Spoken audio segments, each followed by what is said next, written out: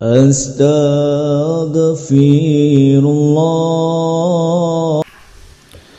Assalamualaikum warahmatullahi wabarakatuh.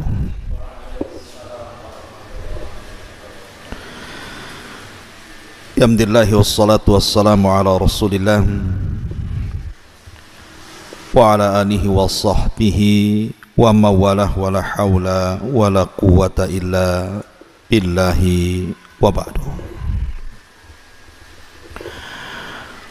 Alhamdulillah, di malam hari ini walaupun cuaca hujan di luar sana, tapi yakinlah bahwa hujan itu salah satu perkara yang bisa membawa rahmat Allah kepada kita. Artinya ada waktu-waktu mustajab berdoa. Tapi walaupun demikian tidak menyurutkan untuk beriman sesaat kepada Allah Azza wa Jal dalam rangka talabul ilmi. Tak lupa kemudian salawat dan juga salam kita hadiahkan kepada Rasul kita Nabi besar Muhammad sallallahu alaihi wa ala alihi wasallam. Adapun tema di malam hari ini, kita akan membahas 20 amalan harian yang kalau kita lakukan dari 20 amalan harian ini, maka kita akan mendapatkan keajaiban yang belum pernah kita rasakan sebelumnya. Karena 20 amalan harian ini yang akan merubah kehidupan kita. Kita tahu bahwa setiap permasalahan manusia itu berbeda-beda, sesuai dengan tingkatan keimanan seseorang. Karena Allah Subhanahu wa ta'ala apabila memberikan ujian, maka Allah akan melihat tingkat keimanannya. Kalau imannya kuat, ujiannya juga berat. Kalau imannya lemah, ujiannya juga lemah. Karena Allah Subhanahu wa ta'ala tidak pernah menguji manusia kecuali disesuaikan dengan kadar kemampuan imannya. Yang ingin saya katakan adalah setiap manusia itu pasti banyak masalah dalam kehidupan. Lah di antara yang bisa menyelesaikan masalah-masalah kita itu adalah dengan cara menyandarkan diri kepada Allah dengan memperbanyak amalan-amalan yang diajarkan Nabi kepada kita. Amalan apa saja ini yang bisa merubah kehidupan kita? Langsung saja, yang pertama, jangan pernah meninggalkan sholat. Ingat, Allah Subhanahu wa ta'ala mengatakan dalam surah Al-Baqarah ayat 45 dan 46, wasta'inu bis sabri was salah wa innaha lakabiratun illa 'alal khashiin. Mintalah kepada Allah Subhanahu wa ta'ala pertolongan dengan kesabaran dan juga dengan salat. Walaupun memang salat itu berat dilakukan kecuali orang-orang yang khusyuk. Siapa orang-orang yang khusyuk? Alladzina yadunnuna annahum mulaqu rabbihim. Orang-orang yang yakin bahwa dia sedang berjumpa dengan Allah ketika salatnya. Jadi Allah Subhanahu wa ta'ala menjadikan salat itu tempat pertolongan.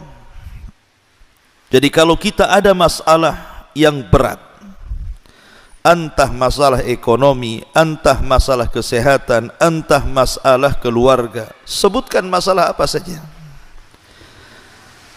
maka segera sholat. Karena Nabi SAW kalau ada masalah berat yang dia tidak bisa keluar dari masalah itu. Maka Nabi SAW dikisahkan, kana Nabi SAW idza hajabahul amru fazi'a ila shalah. Rasul itu kalau ada masalah berat, maka Nabi SAW langsung sholat. Langsung sholat. Kenapa Nabi SAW kalau ada masalah berat langsung sholat? Karena dia tahu hanya dalam posisi sholat itulah dia bisa mengadu kepada Allah Subhanahu wa ta'ala. Satu-satunya perjumpaan kita dengan Allah di dunia ini adalah ketika sholat. Di situ kita terjadi dialog saat sholat. Nabi SAW ketika menceritakan tentang sholat, apa kata Rasul? Allah berfirman dalam hadis qudsi bahwa aku jadikan sholat itu dua bagian, satu untukku dan satu untuk hambaku. Apabila hambaku membaca Alhamdulillahi Rabbil Alamin, maka Allah akan menjawab Hamidani Abdi. Apabila hambaku mengatakan Ar-Rahman Ar-Rahim, maka Allah menjawab Athna alayya abdi. Apabila hambaku membaca Maliki Yaumiddin, maka Allah Subhanahu wa ta'ala menjawab Majadani abdi. Artinya bahwa solat itu dialog sebenarnya kita dengan Allah. Makanya dalam surah Al-Fatihah ketika kita membaca dalam solat itu harus dibaca secara tartil ayat per ayat, karena setiap ayat ada jawabannya. Jangan membaca surah Al-Fatihah satu nafas pula dalam solat itu. Dan sunnahnya tartil ayat, satu ayat, karena ada jawabannya masalahnya. Tetapi yang ingin saya katakan adalah Nabi SAW ketika ada masalah besar langsung sholat, karena Rasul tahu Nabi SAW ingin melibatkan Allah dalam masalahnya. Sebesar apapun masalah anda, kalau Allah ikut campur menyelesaikan masalahnya, tidak ada masalah besar kecuali akan diurai. Tapi sekecil apapun masalah kita, kalau Allah tidak ikut campur tangan menyelesaikannya, tidak akan pernah ada jalan keluarnya. Karena setiap masalah itu datang dari Allah, dan Allah lah yang akan menyelesaikan masalah itu. Makanya ini amalan yang pertama, jangan pernah tinggalkan sholat, terutama sholat wajib. Jangan pernah ditinggalkan. Syukur-syukur kemudian kita tambah dengan yang sunnah. Karena Nabi SAW mengatakan, wala yazalu abdi yataqarrabu ilayya bin nawafil hatta uhibbahu. Ketika seorang hamba terus menerus melaksanakan yang wajib, kemudian diselingi dengan sunnah-sunnahnya, bukan hanya solat wajib tapi juga solat sunnahnya, maka Allah katakan hatta uhibbahu, sampai akhirnya aku pun jatuh cinta dengan hamba itu. Bayangkan kalau Allah Subhanahu wa ta'ala sayang dan cinta dengan kita, tentu apapun yang kita hajatkan Allah akan kabulkan. Kayak antum lah, kalau lagi sayang dengan istri, cinta dengan istri, apapun yang diminta istri diupayakan kita kabulkan. Karena orang yang mencintai kepada orang yang dicintai pasti akan mentaati. Apalagi yang mencintai kita Allah, ikhwan. Yang mencintai Allah, yang memiliki langit dan bumi dan seluruh kekayaan yang ada di alam semesta ini, maka apapun yang kita hajatkan pasti Allah kasih itu. Ma'asyiral muslimin yang dimuliakan Allah Azza wa Jalla, ini amalan yang pertama, jangan pernah tinggalkan salat, terutama yang wajib. Kalau bisa tambah yang sunnah-sunnah. Satu. Yang kedua, jangan pernah meninggalkan sholawat. Terkadang kita ini meremehkan soal sholawat, padahal Di balik salawat itu ada keajaiban yang luar biasa, ikhwan. Di balik salawat itu luar biasa keajaibannya. Nabi SAW bersabda dalam sebuah hadis yang dikeluarkan Imam An-Nasai. Apa kata Rasul? Man shalla alayya salatan wahidatan sallallahu alaihi ashra salawatin wa khuttat anhu ashra khatawatin wa rufi'at lahu ashru darajatin. Kata Nabi SAW, barang siapa yang bersalawat kepadaku satu kali saja, maka Allah Subhanahu wa ta'ala akan bersalawat kepada kita 10 kali lipat. Apa makna salawat?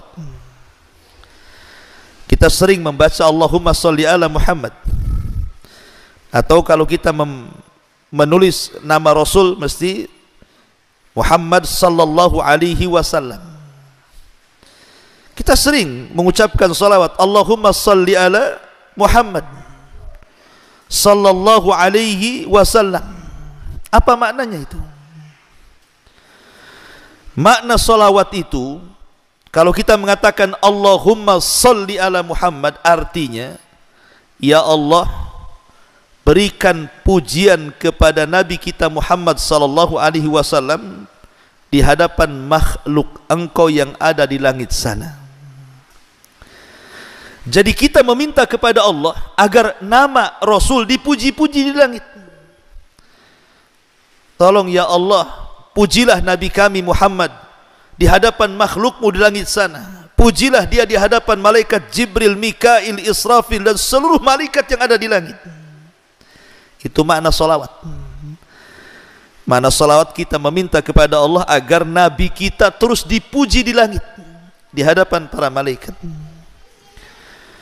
Lah kalau seandainya kata Rasul kita bersalawat 1 kali, maka Allah akan bersalawat kepada kita berapa kali? 10 kali. Nama kita akan disebut oleh Allah 10 kali di hadapan para malaikat di langit sana, di hadapan Jibril, Mikail, Israfil, malaikat pemikul arsy dan seluruh malaikat yang ada di langit. Bayangkan nama kita disebut-sebut, padahal hanya menyebut salawat 1 kali saja, tapi nama kita disebut 10 kali di hadapan malaikat. Bayangkan kalau seandainya antum bersalawat sampai 10 kali, 20 kali, 100 kali, mungkin anda sudah menjadi selebritis langit, karena nama kita akan dikenal oleh malaikat masalahnya. Makanya jangan bakhil mengucapkan salawat. Antum pulang dari sini Allahumma sholli ala Muhammad, Allahumma sholli ala Muhammad, sampai rumah ada berapa kali itu salawat tuh? Nama kita disebut-sebut di langit tuh. 1 kali salawat 10 kali penyebutan. 2 kali salawat 20 kali disebutkan nama kita di langit. 100 kali salawat kalikan saja, berarti nama kita akan disebut-sebut oleh para malaikat dan mereka memuji-muji kita.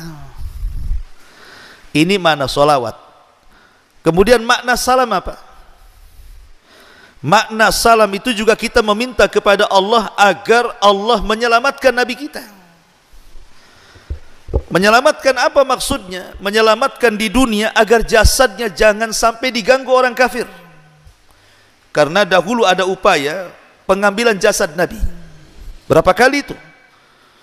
Ada orang-orang yang berupaya membuat semacam terowongan, digali dan hampir mendekati kuburan Nabi. Tapi Allah Subhanahu wa ta'ala menyelamatkan jasad Nabi kita. Sampai hari ini tidak ada yang berhasil. Jadi kita ketika mengatakan wassalam, meminta keselamatan, maksudnya meminta keselamatan kepada Allah. Jasad Nabi kita diselamatkan dari orang-orang kafir. Adapun di akhirat, ya tentu kita meminta kepada Allah Subhanahu wa ta'ala agar Nabi kita diselamatkan juga, dan Nabi kita pasti selamat. Ini hanya mimbabi ta'adub saja, adab kita kepada Nabi, meminta kepada Allah agar Nabi kita diselamatkan, walaupun dia sendiri penyelamat atas izin Allah Subhanahu wa ta'ala. Dia akan membawakan syafaatul uzma kepada kita. Itulah makna salawat dan juga makna salam. Karena kita kadang bersalawat tak paham pula maknanya, sehingga akhirnya kurang semangat salawatnya. Kemudian kalau ada orang yang banyak salawat, kita pula katakan banyak kali salawatnya katanya. Lah antum tak salawat kan? Justru salawat itu penting. Apalagi kalau dalam waktu-waktu doa. Nabi SAW mengatakan, kullu du'ain yud'allahu azza wa jalla bihi mahjubun 'anis sama hatta yusalla 'alan nabi. Semua doa terhalang, tidak akan diijabah. Semua doa terhalang dan tidak akan diijabah Allah Subhanahu wa taala sampai dibacakan salawat untuk Nabi Muhammad sallallahu alaihi wasallam. Makanya di antara adab doa, pertama memuji Allah, yang kedua bersalawat kepada Nabi sallallahu alaihi wasallam, baru kemudian meminta sesuatu kepada Allah Subhanahu wa ta'ala. Karena salawat itu salah satu pembuka pintu doa, maka perbanyaklah salawat. Ma'asyiral muslimin yang dimuliakan Allah azza wa jalla, lebih daripada itu dalam hadis Ubay ibn Ka'ab radhiyallahu an. Ubay ibn Ka'ab itu seorang sahabat yang dikenal pakar dengan Quran. Bahkan satu-satunya sahabat yang disebut namanya di langit. Satu hari Nabi SAW memanggil Ubay ibn Ka'ab di masjid dan mengatakan, ya Ubay, amaranillah an aqra alaika surat al-bayyinah. Wahai Ubay, Allah perintahkan aku untuk membacakan surah al-bayyinah kepadamu. Kemudian Rasul membaca, lam yakunil ladina kafaru min ahlil kitab. Ubay menangis, asammanillahu ya Rasulullah, apakah namaku disebut-sebut di langit wahai Rasul? Apakah Allah menyebut-nyebut namaku wahai Rasul? Maka Rasul mengatakan, ya, Allah menyebut-nyebut namamu. Maka Ubay pun menangis. Macam mana orang seperti dia disebut-sebut namanya, pada di sana ada Abu Bakar, Umar, Uthman yang jauh di atas dia. Ya. Lah Ubay ibn Ka'ab ini satu hari bertanya soal salawat kepada Rasul dalam doanya. Dan dia mengatakan, ya Rasulullah, aku sanggup menjadikan seluruh doaku diisi dengan salawat. Apa kata Nabi SAW? Kata Nabi, idzan tuqfa hammuk wa yughfar laka dzambuk. Kalau itu kau lakukan wahai Ubay, semua masalahmu akan hilang dan semua dosamu akan diampuni. Jadi kalau antum banyak masalah, banyak salawat, insyaallah masalah itu akan terurai sedikit. Ini yang kedua. Yang ketiga, perbanyak istighfar. Astaghfirullah, astaghfirullah, astaghfirullah. Itulah istighfar. Istighfar itu diambil dari tiga kata, ghain, gha, fa, ra. Ghain, fa, dan ra. Ghafar. Apa ghafar itu? Artinya penutup. Jadi kalau dalam dunia peperangan di zaman dulu, biasanya orang itu kan menggunakan baju besi dan helm penutup. Dalam bahasa Arab helm itu disebut mighfar, karena kepalanya tertutup dengan helm. Mighfar itulah helm kepala dalam perang, tameng. Ya. Lah kenapa kemudian istighfar diambil dari mighfar? Makna istighfar itu dua. Pertama, kita meminta kepada Allah Subhanahu wa taala agar seluruh dosa dan aib kita ditutup. Sebagaimana kepala tertutup dengan helm, maka ketika kita katakan astagfirullah, astagfirullah, artinya ya Allah, tutuplah dosaku, tutuplah aibku, jangan ada orang yang tahu. Sebab satu aib saja Allah bongkar, malu kita dibuatnya. Siapa yang tidak punya dosa di antara kita? Siapa yang tidak punya aib? Semua orang punya dosa dan aib. Dan dosa dikatakan dosa itu, dalam bahasa Arab dosa itu artinya al-ithmu. Dan Rasul ketika ditanya masalah dosa, apa kata Rasul? Al-ithmu ma haka fi sadrika wa karihta an yattali alaihi nas.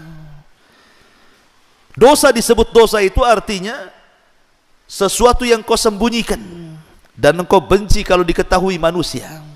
Itulah dosa.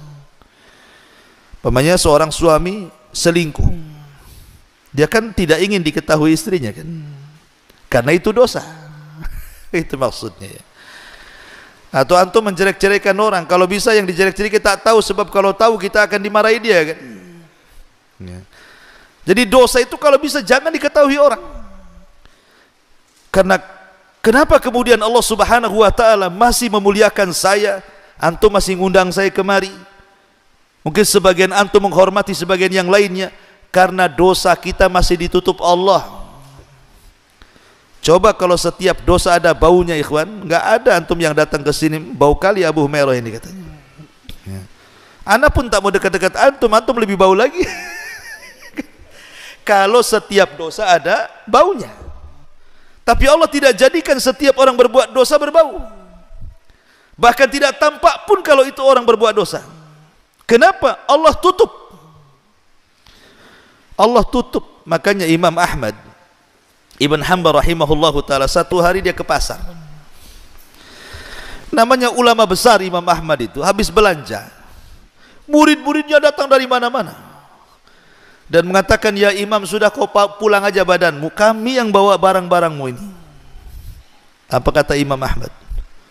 Jangan, kalian itu menghormati aku, kata Imam Ahmad, karena kalian tidak tahu aibku saja.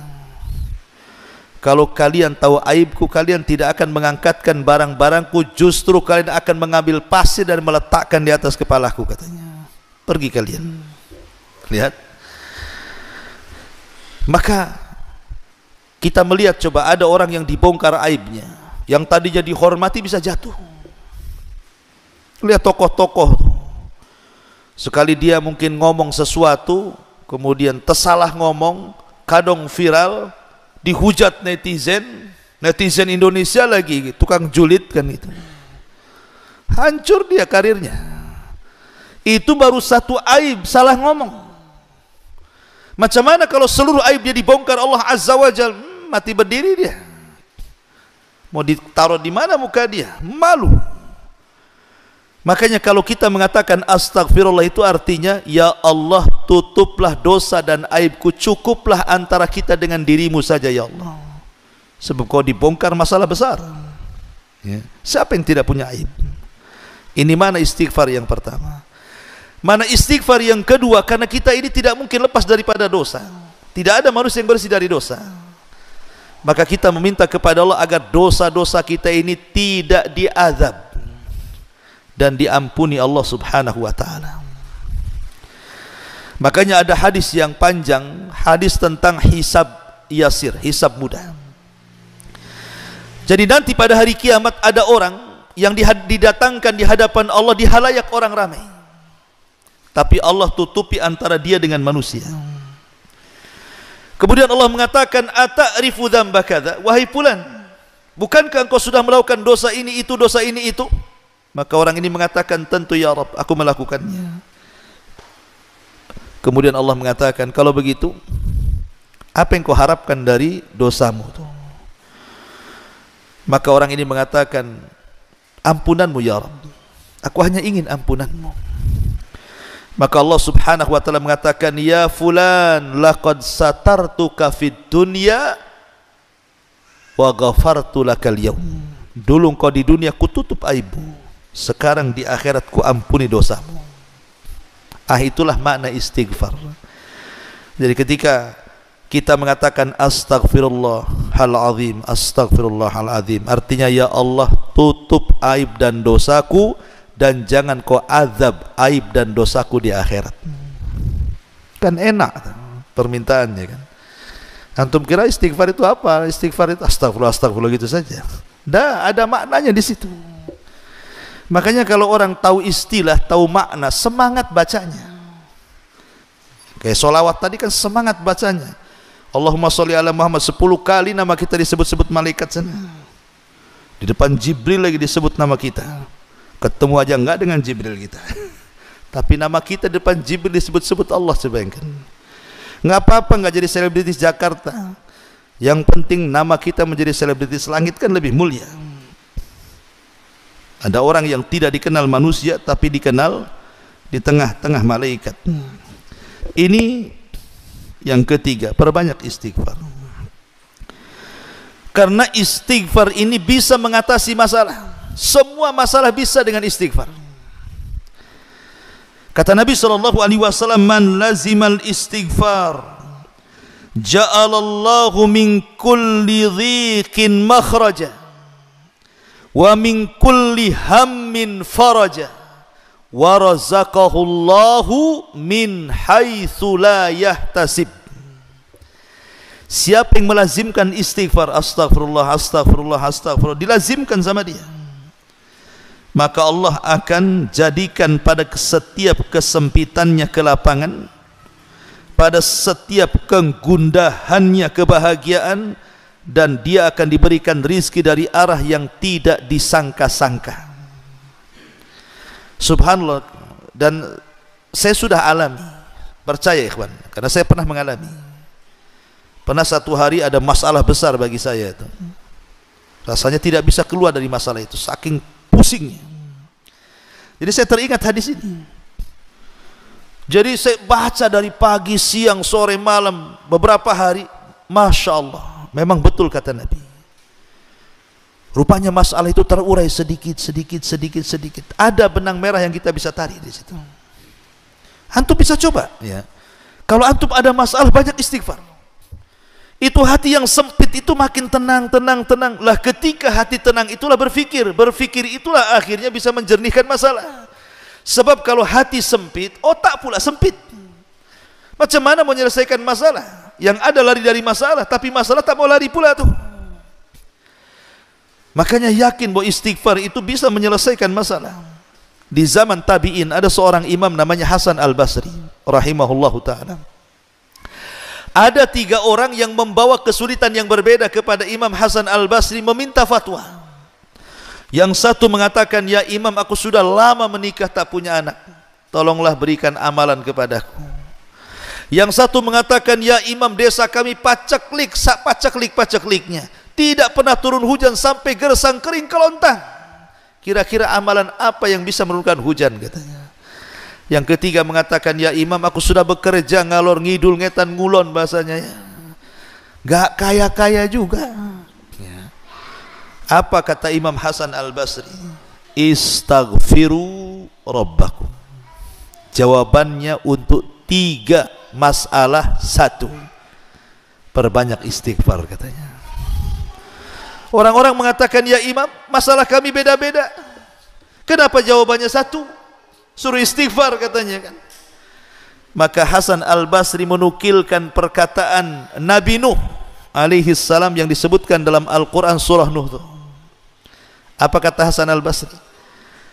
Bukankah Allah yang berfirman dalam surah Nuh, Fakultu astaghfiru rabbakum innahu kana ghaffara yursilis samaa alaikum midrara wa yumdidkum bi amwalin wa banin wa yaj'al lakum jannatin wa yaj'al lakum anhara ma lakum la tarjuna lillahi waqara. Nuh berkata kepada kaumnya, perbanyaklah istighfar, ucapkan astagfirullah, karena banyaknya kalian mengucapkan astagfirullah itu akan menjadikan apa? Yursilis sama alaikum midrara, Allah akan hujani kalian. Wa yumdidkum bi amwali wa banin, Allah akan perbanyak harta dan keturunan kalian. Wa yaj'al lakum jannatin wa yaj'al lakum anhara, Allah akan lebatkan hutan-hutan kalian dan Allah akan aliri seluruh sungai-sungai kalian. Lihat, kata Nabi Nuh, dengan memperbanyak istighfar Allah turunkan hujan, Allah perbanyak harta, Allah berikan keturunan. Itulah 3 soalan tadi kan. Ya Imam, saya lama menikah tak punya keturunan. Kata Allah dan Quran, Allah perbanyak keturunan. Yang satu mengatakan sudah kerja sana sini kok tak kaya-kaya. Istighfar, Allah kasih banyak harta. Yang satu mengatakan, ya imam, desa kami kering kelontang, tidak ada hujan, istighfar, Allah turunkan hujan. 3 soalan 1 jawaban namanya. Saya teringat satu cerita syekh.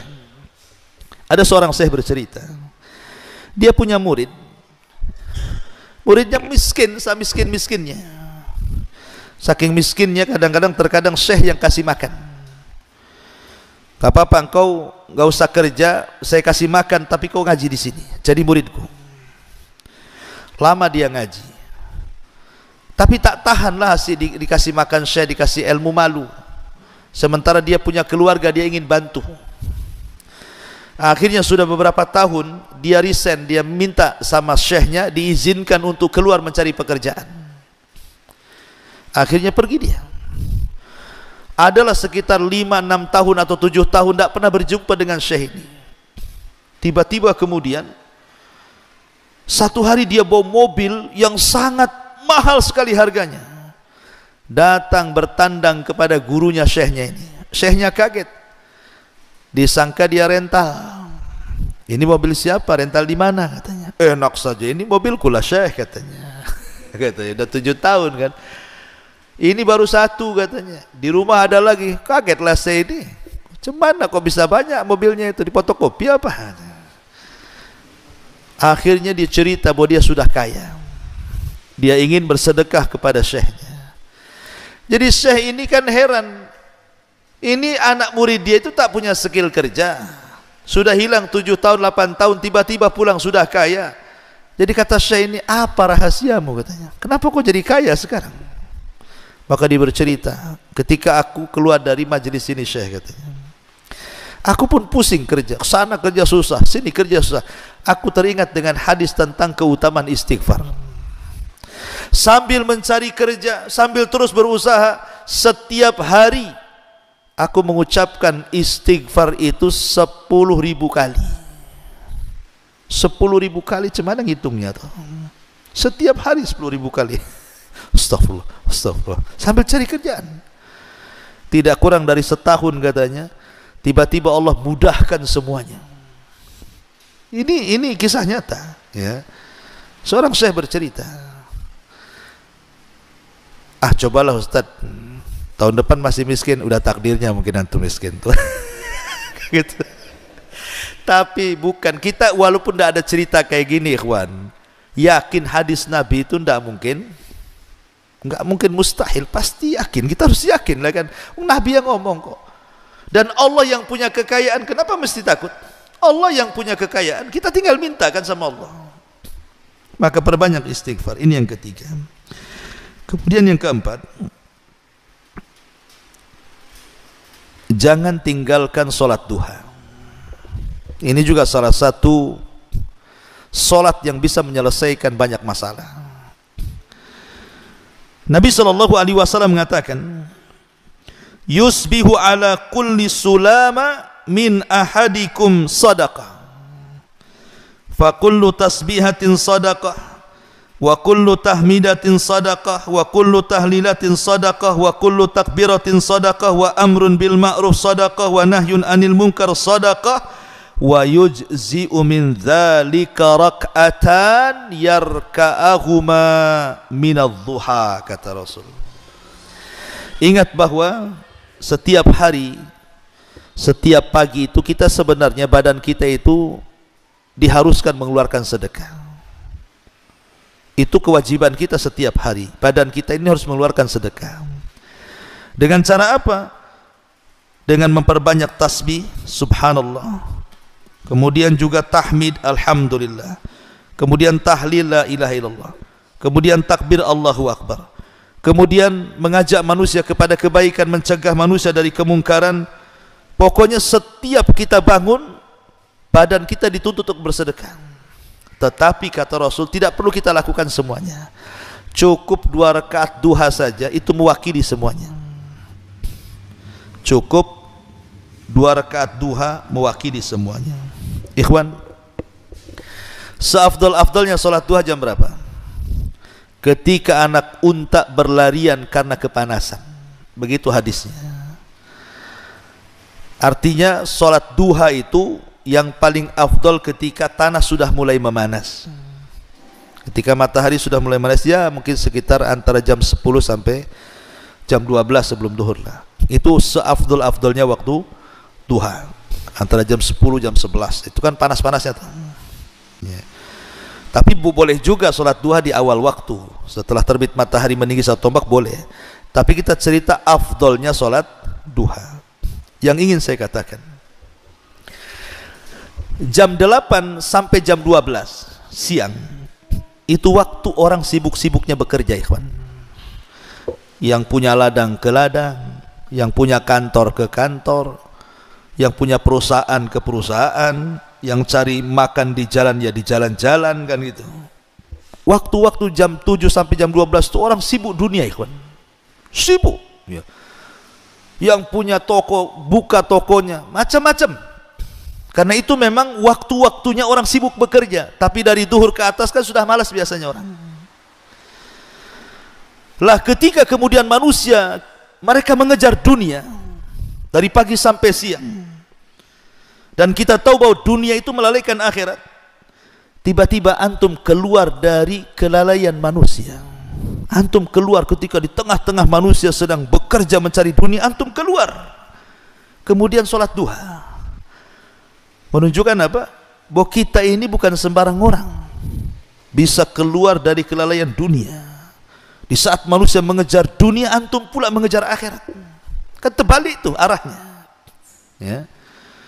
Makanya Imam Ibnul Qayyim sampai membuat kaidah, siapa yang sanggup keluar dari kelalaian dunia, ketika manusia mengejar dunia, kita pula keluar dari pengejaran dunia dan mengejar akhirat, maka orang itu adalah orang pilihan. Dan orang itu adalah orang awabin, orang-orang yang betul-betul ingin kembali kepada Allah. Makanya solat duha ada yang memberi nama sebagai solat awabin, solatnya orang-orang yang taubat, solatnya orang-orang yang berserah diri, itulah solat duha. Dan Nabi SAW mengatakan dalam sebuah hadis, apa kata Nabi SAW dalam hadis Abi Dzar Al-Ghifari radhiyallahu an, Ibna Adam, irka' li min awwalin nahar arba'a raka'atin akfika akhirahu. Wahai anak Adam, kata Allah dalam hadis kursi, rukulah untukku, maksudnya solatlah duha untukku di awal siang, cukup 4 rakaat, maka dalam satu hari kucukupkan kehidupan. Makanya kalau orang dulu biasanya mengistilahkan kalau ingin dimudahkan rizkinya jangan tinggalkan duha, kan itu ya. Ya, memang ada riwayatnya. Ini riwayatnya. Hadis kursi. Akfika akhirahu, aku cukupkan sampai akhir sore. Jadi kalau kita mamanya solat duha, kemudian setelah solat duha kita berusaha, maka Allah akan cukupkan kehidupan kita. Ini kan solusi ini. Ya. Makanya bagi orang-orang yang banyak masalah, masalah ekonomi, masalah pekerjaan, masalah apapun, jangan tinggalkan duha. Insya Allah kita akan tahu akibatnya nanti. Ini yang keempat. Yang kelima, salat malam, tahajud, qiyamul lail. Beda qiyamul lail dengan salat malam. Kalau qiyamul lail itu artinya menghidupkan malam. Menghidupkan malam kan tidak harus sholat. Berwudu, antum namanya bangun tidur berwudu, itu antum berarti qiyamul lail. Walaupun hanya berwudu, berzikir, baca Quran, tafakur, merenung gitu ya, itu namanya qiyamul lail, menghidupkan malam. Tapi kalau tahajud itu disebut sholat malam, ya tahajud. Tentu kalau kita bisa menggabungkan semuanya lebih baik lagi. Tapi ingat bahwa tahajud ini adalah solat yang luar biasa. Kenapa? Karena solat ini satu-satunya solat yang akan terhindar dari riya, sum'ah dan takabur. Satu-satunya solat antum terhindar dari semua jenis syirik, hanya tahajud. Macam mana mau riya sama siapa bangun malam-malam? Gelap-gelap lagi sholatnya. Siapa yang mau nampak sama kita? Kecuali antum live kayak gini, ya, Allahu Akbar, TikTok pula antum nyalain, kan? Atau Instagram, atau Facebook, apa maksudnya? Enggak Ustaz, saya nyontohkan teman-teman. Itu bahasa halusnya. Padahal mau riya tuh. Kita ini susah ya, gara-gara handphone ini akhirnya ibadah kita habis. Coba. Pengen umroh, contoh aja umroh ya kan? Udah mau berangkat selfie, saya sudah di bandara katanya. Kan ya? Nanti di pesawat selfie lagi, alhamdulillah sudah di pesawat. Turun selfie lagi. Sampai di Mekah selfie lagi. Ketemu unta, selfie sama unta. Coba seperti itu. Ya. Kan repot jadinya. Jadi ibadah mulia sudah ngabisin duit coba ya. Hilang, nggak ada apa-apa. Gara-gara handphone itu. Ya nggak seru Ustaz kalau orang nggak tahu saya umroh, ya nggak tahu. Ya memang harusnya seperti itu, ibadah itu disembunyikan kan. Kalau bisa jangan cari travel di sini. Kalau orang sini cari travelnya di Batam sana. Promosi. Jadi orang sini nggak tahu kalau antum umroh kan. Tahu-tahu botak saja. Kata orang sini, kenapa dibotak? Tak adalah gatal kepala kan gitu. Jadi orang nggak tahu kalau kita habis umroh kan. Ini enggak. Sengaja pakai pakaian ihramnya dibawa ke masjid pula coba. Subhanallah. Memang handphone ini buat masalah, tapi solat ini, solat malam itu solat yang luar biasa. Kenapa? Tidak ada riya di situ. Kalau betul-betul mau menghindar riya itu mungkin. Karena orang lagi tidur, tiba-tiba kemudian kita terbangun kemudian solat malam, apa enggak luar biasa tuh? Ditambah-tambah kalau itu memang dilakukan di sepertiga malam akhir, maka ada hadis Nabi SAW mengatakan, yanzilu rabbuna ila sama'id dunya fi kulli thuluthil laylil akhir wa dhalika kulla laylatin. Faqala Allah azza wa jal, man yad'uni fa astajibalah, wa man yas'aluni fa utiyah, wa man yastaghfiruni fa aghfira lahu. Allah mengatakan, Rasul mengatakan, Allah itu turun pada sepertiga malam akhir, turun sesuai dengan kemuliaannya, keagungannya, tidak sama dengan makhluknya. Allah turun pada setiap sepertiga malam akhir, dan itu setiap malam Allah turun.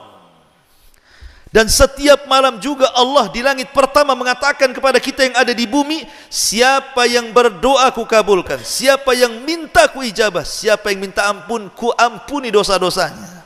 Bayangkan, Allah kasih 3 jawaban pada 3 setiap permintaan kita.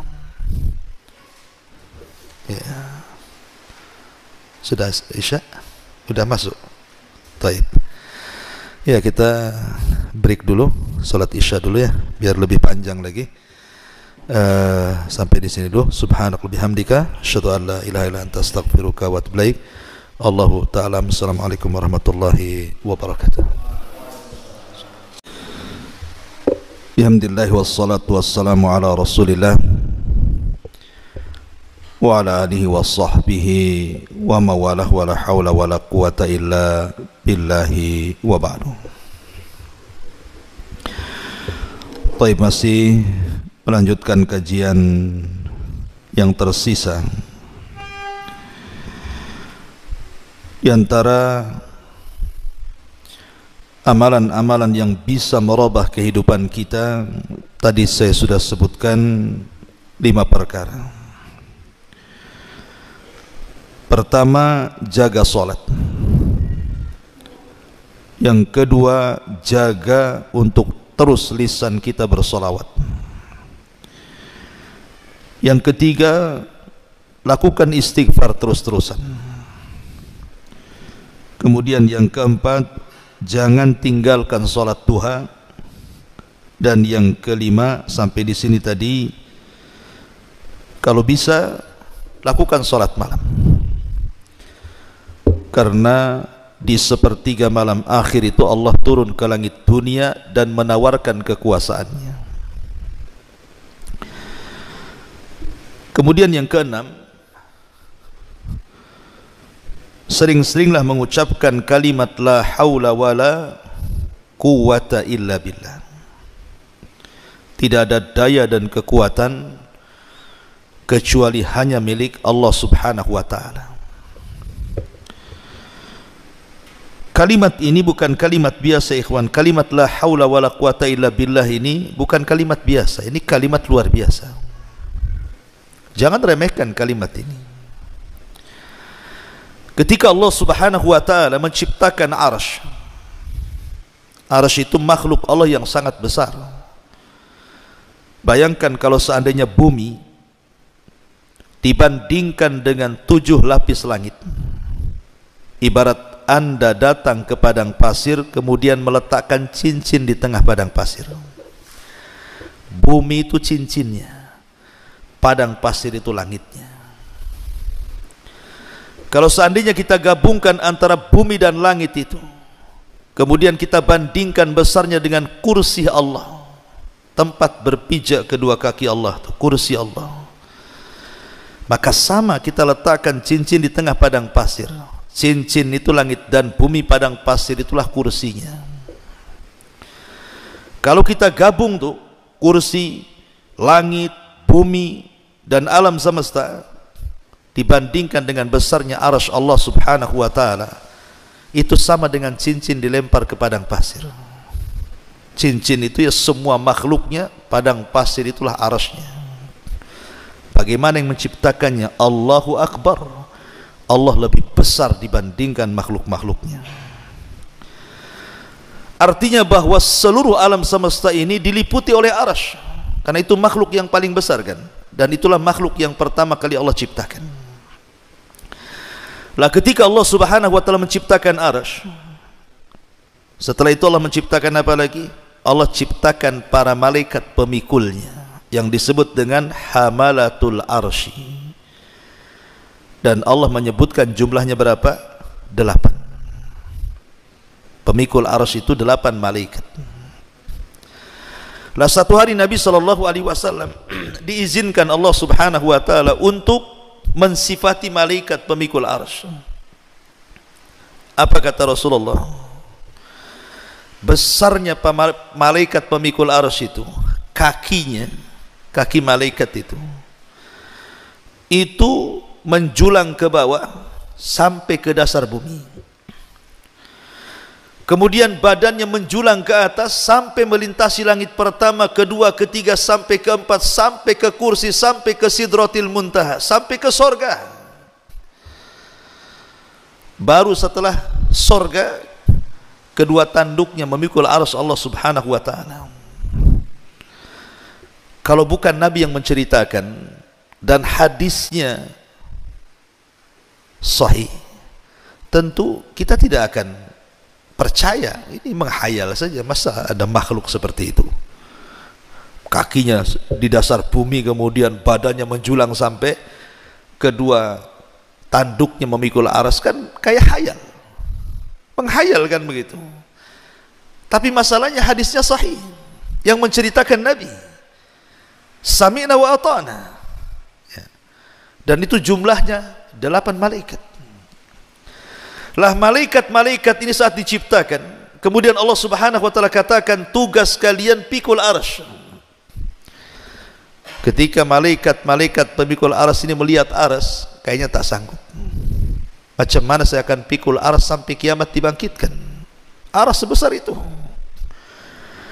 Maka malaikat-malaikat pemikul arsy ini meminta uzur bahwa mereka tidak sanggup memikul arsy. Arsy sebesar ini macam mana mau dipikul?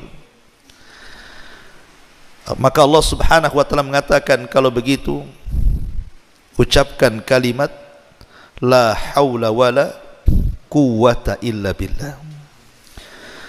Akhirnya kemudian para malaikat pemikul arsy ini mengucapkan kalimat la haula wala quwata illa billah. Subhanallah, setelah mereka mengucapkan kalimat ini, Allah berikan kekuatan dan mereka pun sanggup memikul arsy sampai hari ini, bahkan sampai kiamat dibangkitkan. Dari sini kata para ulama, lihat kalimat la haula wala quwata illa billah ini bisa menjadikan malaikat lemah menjadi kuat. Bahkan ada sebagian para ulama beristimbat, kalimat ini bisa menjadikan kita kuat. Jadi orang yang sakit, ya, Mungkin dia sudah ke dokter, sudah ke sana kemari mencari perobatan. Cobalah banyak-banyak mengucapkan kalimat la haula wala quwata illa billah. Siapa tahu. Dan jangan coba-coba, artinya yakin bahwa kalimat ini malaikat saja diberikan kekuatan. Berarti kita yang lemah, entah lemah apa saja, coba perbanyak kalimat la haula wala quwata illa. Mudah-mudahan dengan kalimat ini mendatangkan kekuatan bagi kita. Bagi yang kita yang terpuruk ekonominya, susah bangkit, perbanyak la haula wala quwata illa billah. Karena tidak ada daya dan kekuatan kecuali milik Allah kan. Bagi yang terpuruk kesehatannya, bagi yang terpuruk ekonominya, bagi banyak masalah gitu ya, coba perbanyak kalimat ini terus ya. Insyaallah biidznillah. Karena Nabi SAW pernah mengatakan dalam sebuah hadis yang sahih. Apa kata Nabi SAW? Kata Nabi SAW, ala adulluka ala kanzin min kunuzil jannah. Maukah aku tunjukkan kepada kalian dari simpanan-simpanan sorga? Maka sahabat mengatakan, tentu wahai Rasul.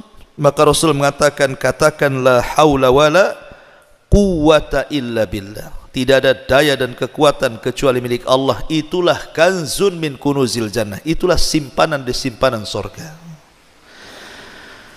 Karena orang yang mengucapkan kalimat ini, setan aja nggak akan sanggup melawan kita. Apa kata Rasul ketika menganjurkan kita untuk membaca kalimat ini setiap kita keluar rumah?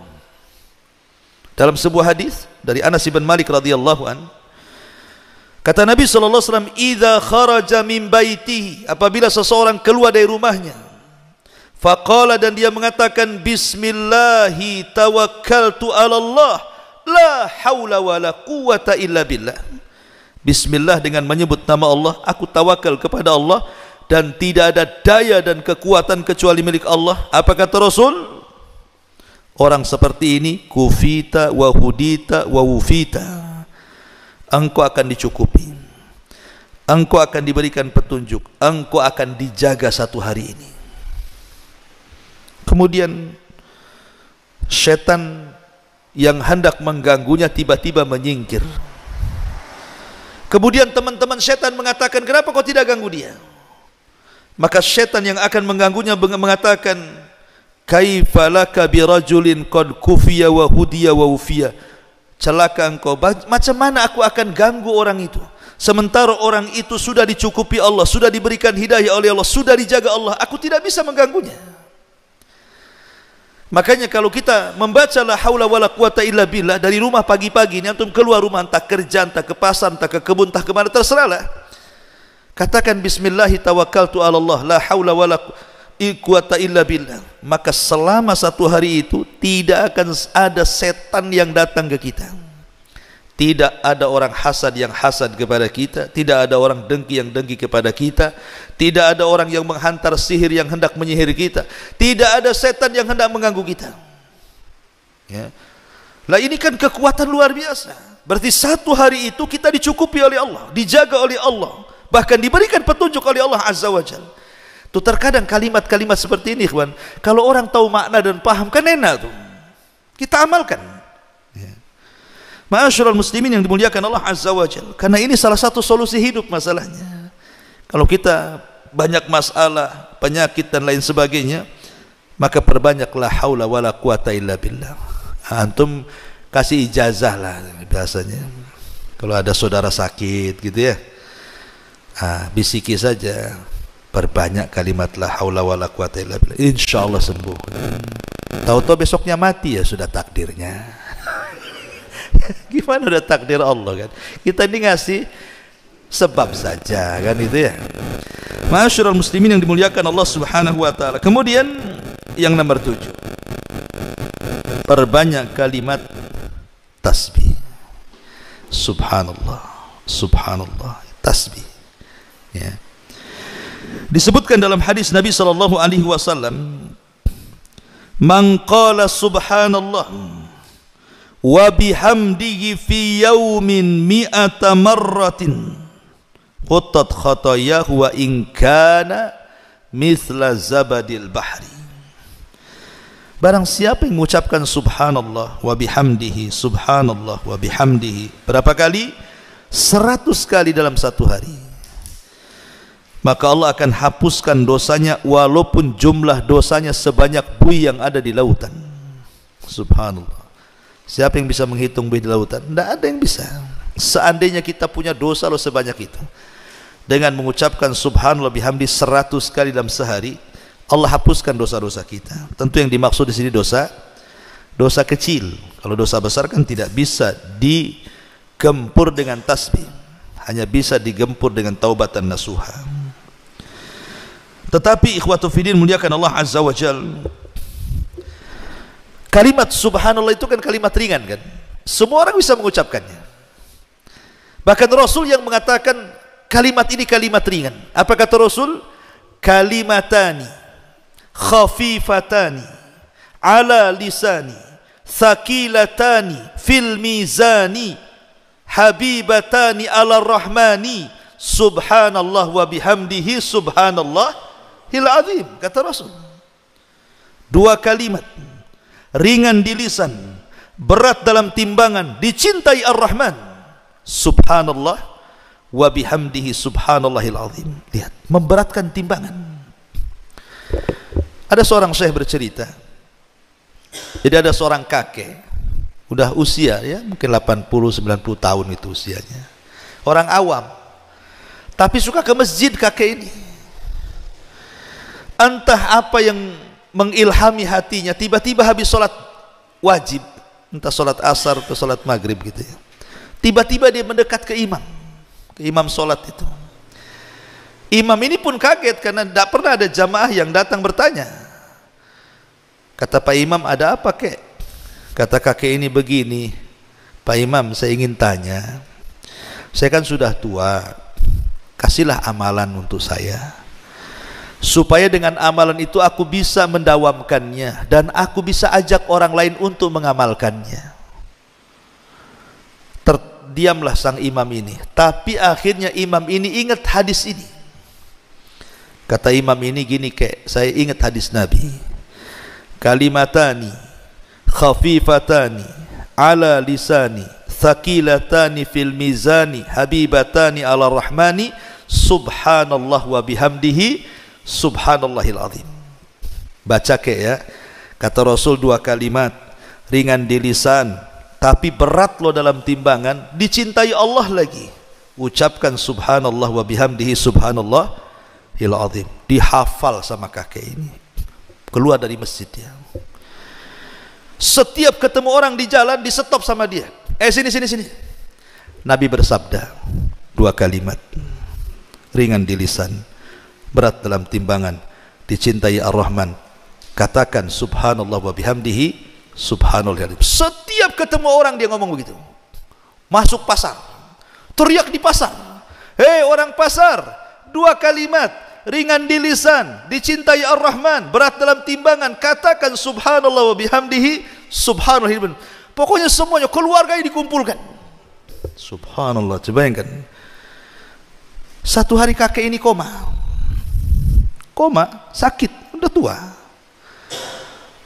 Sampai satu pekan dia nggak sadar. Ketika sadar, keluarganya senang, dipegangnya tangan kakek ini. Mulailah kakek ini berkata kepada keluarganya, aina dokter, mana dokter katanya. Dipanggil dokter, dipegang tangan dokter. Dok, Nabi bersabda dua kalimat ringan di lisan, berat dalam timbangan, dicintai Ar-Rahman. Jangan lupa dok, subhanallah wa bihamdihi subhanallahil azim. Habis itu dia mati. Kakek ini mati dalam ucapan subhanallah wa bihamdihi subhanallahil azim. Apa enggak berat timbangannya orang itu? Coba antum kayak gitu ketemu orang tuh, sini kan mantap betul. Itu dakwah itu ya. Jadi kalimat tasbih ini bukan sembarang, ini memberatkan timbangan, luar biasa.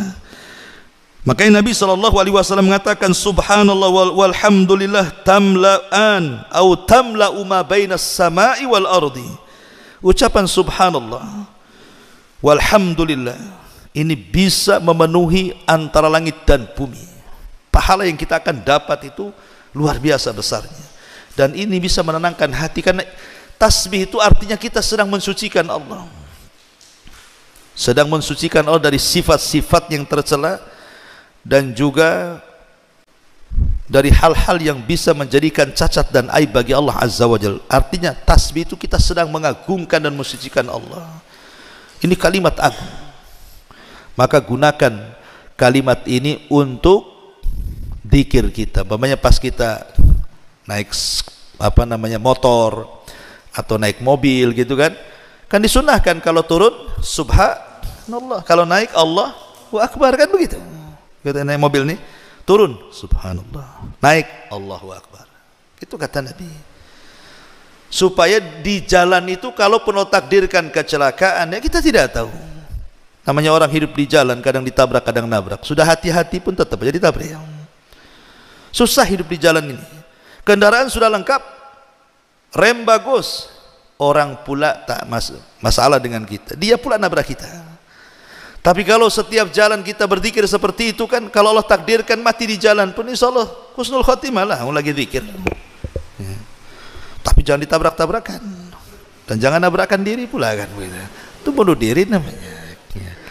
Ini kalaupun terjadi seperti itu, tapi kan lisan kita berzikir, baca tasbih dan takbir. Kemudian yang nomor 8, di antara amalan-amalan yang bisa merubah hidup kita juga adalah qiraatul Quran. Baca Quran, baca Al-Quran.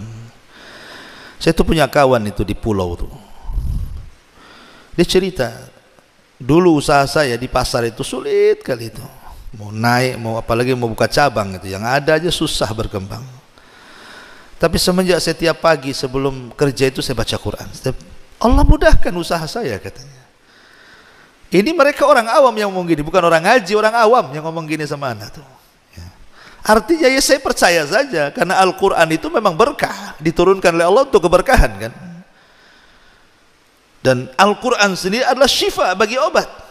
Betapa banyak orang-orang yang kemudian membaca Al-Quran ketika dia sudah masuk rumah sakit sana sini, tidak sanggup dokter mengobatinya, akhirnya dia tawasul dengan Al-Quran, akhirnya sembuh. Banyak kok yang seperti itu, karena Al-Quran itu huda wa rahmah, bahkan wa syifa, dia obat kan itu. Makanya kata Abdullah ibn Mas'ud radhiyallahu an, kalau hatimu mati berarti carilah di 3 tempat. Pertama, inda sama'il Quran, ketika mendengar Quran. Kalau tidak ada getar-getar ketika mendengar Quran, matilah hati kita. Tapi kalau musik yang didengar, wow, bergetar hati kita, bisa berlinang air mata. Kenapa? Musiknya sedih, persis kehidupan saya dari kecil sampai besar katanya. Ada pula, coba bayangkan, instrumennya kok buat sedih saya. Bisa dia dengar musik meneteskan air mata, bisa dengan musik dia jingkrak-jingkrak, bisa dengan musik dia ketawa-ketawa. Tapi dengan Quran tak ada pengaruh, berarti hatinya mati itu. Kalau dengar Quran kok biasa-biasa, mati hatinya. Ya summa qasat qulubuhum, hatinya sudah keras. Makanya kata Abdullah bin Mas'ud, ini ciri-ciri kalau mendengar Quran kok nggak ada pengaruh, berarti hatimu masalah tuh. Yang kedua, indah majalis dzikri, ketika di majelis dzikir kayak gini ngaji, ya, kalau dia mau, karena orang kalau biasa ngaji, kawan, dia akan tenang hidup di majelis taklim tuh. Kalau saya ibaratkan itu, kalau kan tangkap ikan, letakkan di akuarium, tenang dia, memang di situ tempatnya kan. Coba tangkap burung liar, ada burung yang anggota tangkap, masukkan ke sarang, apa? Karena memang bukan di situ tempatnya, ya mau terbang aja dia di sarang itu kan. Kecuali kalau udah lama ya. Seperti itulah antum yang biasa ngaji, ya tenang aja walaupun ngantuk-ngantuk kan gitu. Coba cari kawan yang nggak pernah ngaji, ajak ngaji. Apa pantatnya nggak panas itu? Goyang sana, goyang sini. Kapan selesainya? Kok bisa nyambung lagi? Ini kajian apa ini? Itu nggak, hatinya nggak ada di situ kan. Makanya kalau orang punya hati duduk di majelis taklim, tenang dia di situ. Nah, cari hati anda di situ. Orang kalau terbiasa majelis taklim, insya Allah gitu, karena memang hatinya di situ. ataupun indal khalawat, ketika kesendirian kita dengan Allah, ketika malam kita bangun gitu kan, kita bisa tahajud, kita bisa baca Quran di sepertiga malam, berarti kita ada hati itu. Tapi kalau bangun kencing tidur lagi, dan itu setiap hari seperti itu, tidak bisa kita bangun malam untuk hanya sekedar berzikir saja, berarti hatinya mati itu. Kata Abdullah bin Mas'ud, kalau di 3 tempat ini tidak berpengaruh, mati hati kalian, harus diperbaiki. Ma'asyiral muslimin yang dimuliakan Allah Azza wa Jalla. Jadi baca Quran ini luar biasa, karena jangankan kita ya, Quran ini kalau dibacakan ke gunung-gunung, bahkan ke langit dan ke bumi itu, mereka bisa bergetar. Allah mengatakan apa? Inna aradnal amanata 'alas samawati wal ardi wal jibal fa abaina an yahmilnaha wa ashfaqna minha wa hamalaha al insan. Kami sodorkan amanah Quran ini kepada langit, bumi dan gunung, semua menolaknya karena tahu beratnya. Tapi manusia memegangnya. Artinya ada pengaruh Quran ini kepada langit, bumi dan alam semesta. Bayangkan bangsa jin ketika Nabi SAW pulang dari Taif, kan Rasul semenjak meninggal Abu Talib, meninggal Khadijah, itu tidak ada backing dakwah. Karena kenapa orang-orang Quraisy tidak berani menyentuh Nabi? Karena ada 2 orang ini. Pertama Abu Talib karena pemimpin Arab, yang kedua Khadijah karena wanita mulia, masih menghargai. Tapi ketika dua-duanya meninggal dalam tahun yang sama, yang disebut dengan Amul Hazni, tahun kesedihan, Rasul sudah nggak bisa berdakwah di Mekah, diancam mau dibunuh, dan diancam oleh 18 kabilah, macam-macam kami bunuh. Terpaksa Rasul harus hijrah, mencari areal baru untuk berdakwah. Dia kepikir ke Taif, berangkat dia ke Taif. Sampai di Taif, bukannya diterima penduduk Taif, lebih parah dibandingkan Mekah. Baru datang aja dilempari. Sampai Rasul harus lari 1 mil, dilempari batu, bayangkan. Akhirnya dia sembunyi dengan budaknya. Siapa budaknya? Zaid ibn Haritha, di kebun Mughirah, kebun kurma perbatasan Taif dan Mekah. Mau masuk Mekah tidak bisa, kembali ke Taif dilempari. Akhirnya di kebun kurma itu Nabi SAW sholat subuh. Lah ketika sholat fajar itulah tiba-tiba ada 7 atau 8 jin dari Nasibin, jin-jin dari Yaman, nyasar ke situ, ke kebun kurma Mughirah itu.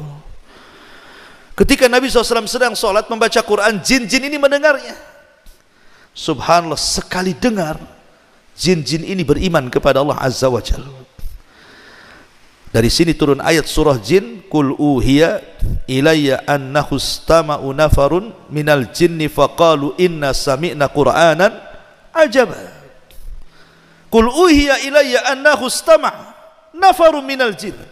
Telah diwahyukan kepadaku bahwa ada sekelompok jin yang mendengarkan Al-Quran. Setelah mendengarkan Al-Quran, qalu sami'na qur'anan ajaba, kami mendengar Quran ini sangat takjub, aman Nabi kami beriman, katanya. Subhanallah, jin sekali mendengar Quran langsung beriman. Terkadang jin lebih baik daripada manusia kan. Coba antum datang ke orang kafir, bacakan Quran, beriman gak? Yang ada di marah-marah, apa kamu baca-baca Quran di sini? Bahkan Quran bisa mengusir jin kan. Kalau orang ruqyah tuh bacakan Quran, hilang. Tapi saya pikir baca Quran itu, tadinya saya pikir jin aja yang lari. Orang pun bisa lari kalau dibacakan Quran. Coba antum ke pasar, banyak orang kumpul-kumpul preman, antum baca Quran di situ, apa gak bubar tuh? Oh, rupanya bisa ngusir orang juga Quran tuh. Ya. Ma'asyiral muslimin yang dimuliakan Allah Azza wa Jalla, intinya bahwa jangan tinggalkan Quran. Quran itu obat segala sesuatu. Kemudian yang nomor 9, jangan lupakan membaca ayat kursi. Ayat kursi ini jangan dianggap remeh. Ini ayat yang paling mulia dalam Al-Quran. 30 juz, bayangkan Quran itu. Kalau cerita surat, tidak ada surat yang paling mulia melebihi surah Al-Fatihah. Tapi kalau cerita ayat, tidak ada ayat yang paling mulia dalam Al-Quran melebihi ayat kursi. Melebihi ayat kursi. Ajaib luar biasa kalau kita membedah tafsirnya itu. Ayat kursi ini semua bicara tauhid dari awal sampai akhir. keagungan, tauhid, kemuliaan dan begitu seterusnya. Bahkan nama dan sifat bagi Allah diulang-ulang dalam ayat ini. Lah ayat ini, satu hari Abu Hurairah radhiyallahu an ditugasi Rasul untuk menjaga pembendaraan zakat di bulan Ramadan. Jadi Abu Hurairah suruh jaga tuh malam-malam kan ngepul zakat, zakat fitrah, zakat mal, pokoknya zakat lah bulan Ramadan kan. Lah Abu Hurairah itu jaga tuh pembendaharaan zakatnya, gudangnya. Tiba-tiba ada pencuri mencuri beras, mencuri gandum atau kurma lah pokoknya kan, tidak banyak. Dikejar sama Abu Hurairah, pencuri ini ketangkap pula. Tiba-tiba kata pencuri ini, ya Abu Hurairah, aku dengar engkau ini baik, suka bagi-bagi zakat, kau dipercaya Nabi, tolonglah bebaskan aku kan belum dapat jatah, keluarga lapar, aku juga lapar, aku di orang susah, keluarga orang susah, biarkan aku ngambil ini, katanya. Akhirnya Abu Hurairah kasihan, dilepas. Besoknya lagi nyuri lagi, dia lagi yang ketangkap. Kemarin kau sudah ngambil, kenapa ngambil lagi? Iya, kurang, ini begini sampai 3 kali. Kata Abu Hurairah, ini ketiga kali tidak mungkinlah pencuri dilepas, ayo kita menghadap Nabi. Kata pencuri ini gini saja Abu Hurairah, bagaimana kalau ku ajarkan beberapa kalimat, setelah ku ajarkan beberapa kalimat lepas diriku. Kata Abu Hurairah, apa kalimat itu? Maka kata orang ini, ya Abu Hurairah, idza awaita ila firashika faqra ayatal kursi. Kalau engkau hendak beranjak ke pembaringan tidurmu, jangan lupa baca ayat kursi. Kemudian kata orang ini, dia mengatakan, fa innahu lan yazalu ma'aka minallah hafizun wala yaqrabuka syaitanun hatta tusbiha. Kalau engkau baca ayat kursi ini kemudian kau tidur, maka selama tidurmu Allah jaga, nggak ada yang berani mendekatimu, tidak setan, tidak binatang, tidak ada yang berani mendekatimu, dan engkau tidak akan diganggu setan sampai subuh. Akhirnya orang ini pergi, dilepas oleh Abu Hurairah. Esok harinya dia bercerita kepada Nabi. Rupanya Nabi sudah tahu. Nah itulah wahyu. Abu Hurairah, semalam kau tangkap pencuri, kenapa kau lepas? Katanya. Loh, kok Nabi tahu? Kata Abu Hurairah, iya wahai Rasul, masalahnya dia ngajarkan ayat kursi. Kalau saya baca sebelum tidur, saya akan dijaga Allah, setan tidak akan dekat-dekat, katanya. Kata Rasul, Abu Hurairah, yang ngajari semalam kamu itu kamu tahu nggak siapa? Kata Abu Hurairah, tidak tahu. Itu setan, katanya. Setan jadi pencuri. Kagetlah Abu Hurairah, macam mana kok bisa setan? Dan macam mana setan mengajarkan ayat kursi pula? Itu kan mengajarkan kelemahan namanya, mengajarkan kelemahan dirinya kan gitu ya, bahwa dia lemah dengan ayat itu. Kata Nabi SAW, sadaqaka wa huwa kadhub. Khusus masalah ini si setan benar, tapi dia itu pendusta. Yang lain jangan kau benarkan ya, yang ini kau benarkan boleh, katanya. Bayangkan, setan yang ngajari Abu Hurairah, kalau baca ayat kursi kita akan terjaga dari semuanya kan. Baca ayat kursi. Kadang-kadang aneh kita ini, mungkin antum baru pindah rumah atau apa gitu kan, orang-orang awam itu. Kadang-kadang rumahnya angker, menurut dia mungkin angker. Aneh-aneh pula datangkan orang usir jin. Dulu ada di TV itu acara apa tuh? Uka-uka itu apa tuh? Yang tukang nangkap-nangkap jin masukkan ke botol kecap tuh. Kan ada tuh pakai serban-serban kan. Cemana dia nangkapnya, cemana masukannya. Jin itu berdasarkan Quran, innahum yarak wa kabiluhu min haitsu la tarawna. Mereka dan kabilahnya melihat kita, kita yang tak melihat mereka. Itu nas Quran tuh. Innahum yaraka wa qabiluhu min haitsu la tarawna. Mereka dan kabilahnya melihat kita, kita tak melihat mereka. Itu nas Quran. Mereka yang lihat, kita yang tidak lihat. Tapi keadilan Allah nanti di akhirat dibalik. Kita yang melihat mereka, mereka tidak melihat kita. Harus adil lah kan begitu. Tapi di dunia mereka melihat kita, kita tidak melihat mereka. Macam mana Allah mengatakan kita tidak melihat mereka, bisa pula kita tangkap mereka? Macam mana caranya? Ya, kita bisa nangkap makhluk yang tidak bisa dilihat. Nabi saja kalau bukan karena Jibril ngasih tahu di situ ada jin, Rasul tidak mungkin datang ke situ. Jibril yang kasih tahu, wahai Muhammad, sekelompok jin sudah nunggu di tempat ini, kau ditunggu di sana, ngisi ceramah di sana. Maka Rasul ke situ karena Jibril yang kasih tahu. Tiba-tiba antum ceramah di tengah kebun, innal hamdalillah namadu. Ngapain antum? Lagi ceramah sama jin. Mana bisa? Ya. Apalagi nangkap-nangkap jin kemudian masuk ke botol ini, coba. Botol mineral. Toto lubang pula kecil. Keluar pula dari situ. Ini kan sandiwara, sinetron. Tidak ada yang bisa seperti itu. Itu yang bisa hanya orang-orang yang pandai acting saja. Bukan nangkap jin, itu sedang acting orang itu. Nggak bisa. Apa dia tahu jumlah jin di rumah berapa? Nah, sekarang kalau begitu tangkaplah itu jin-jin yang di kamar mandi yang al-khobais dan khobis itu. Yang kita berlindung, Allahumma inni a'udzuka minal khubsi wal khobais. Tangkap tuh. Bisa nggak tuh?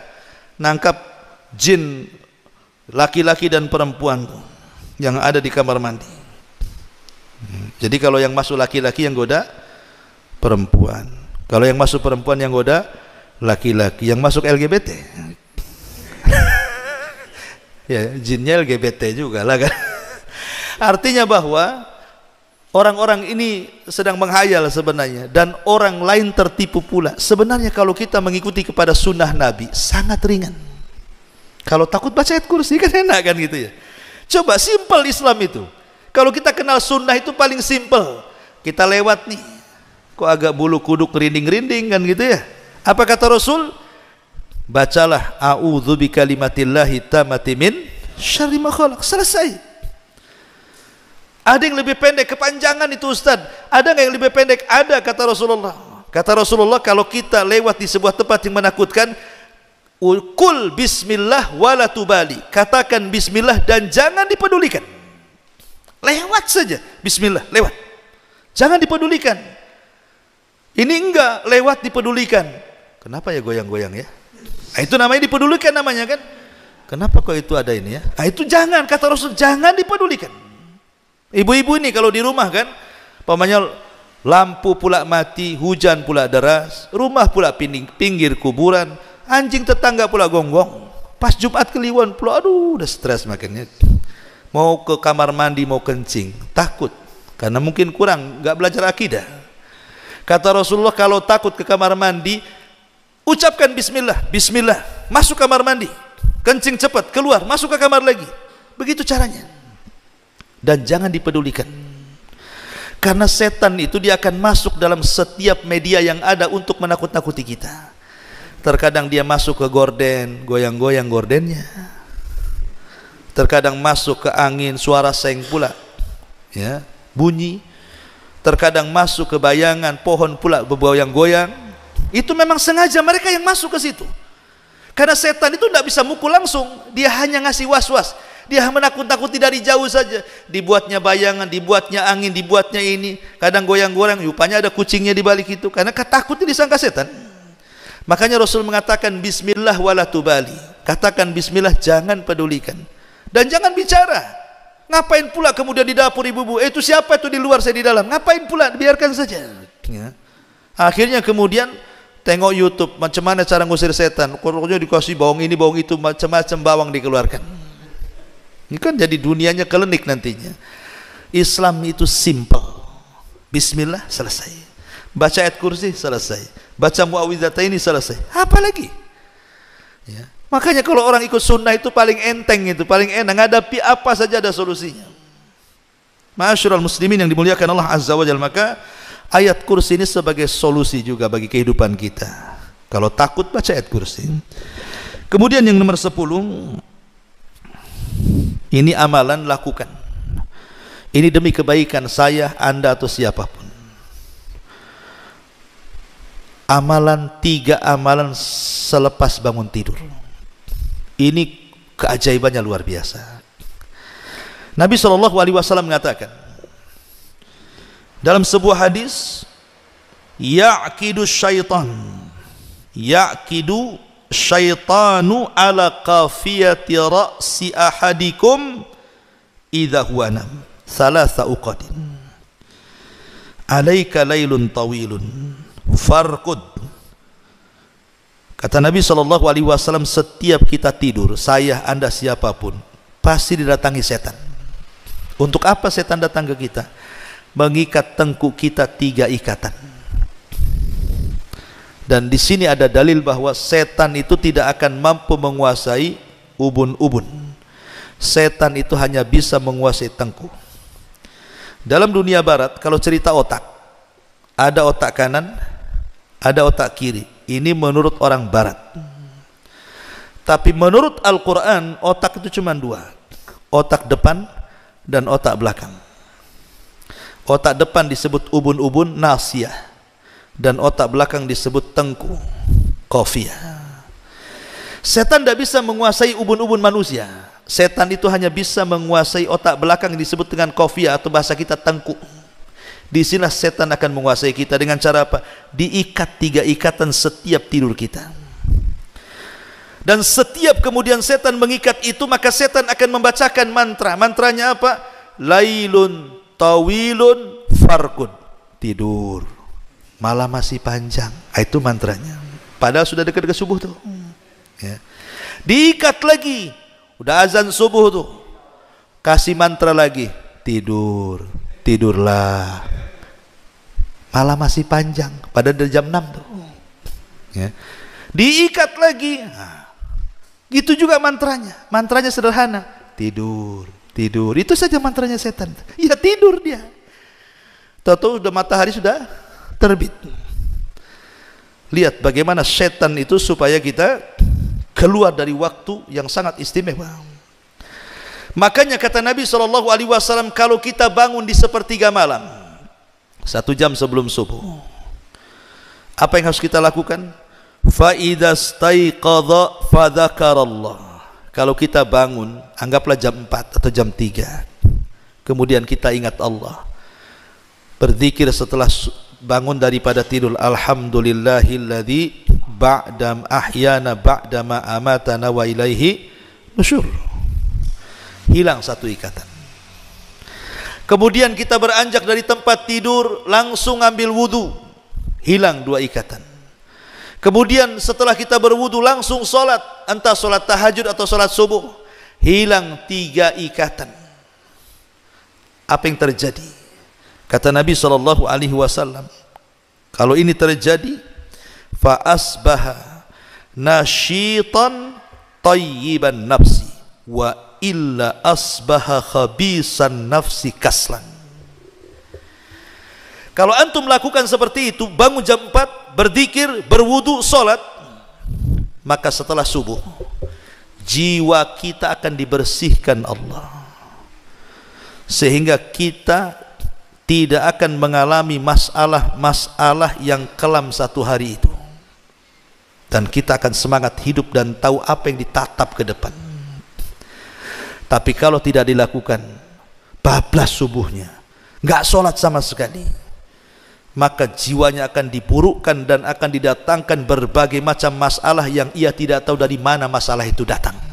Tahu-tahu ada masalah aja banyak, kan masalah jadinya.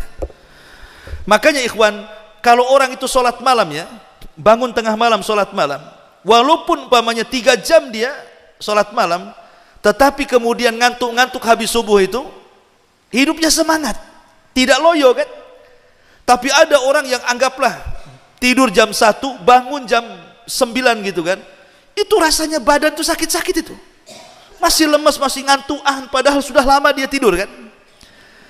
Lah disitulah letaknya kenapa Nabi SAW mengajarkan kepada kita, kalau hidup kita ingin terarah, lakukan 3 perkara. Berzikir setelah bangun dari tidur, berwudu, sholat.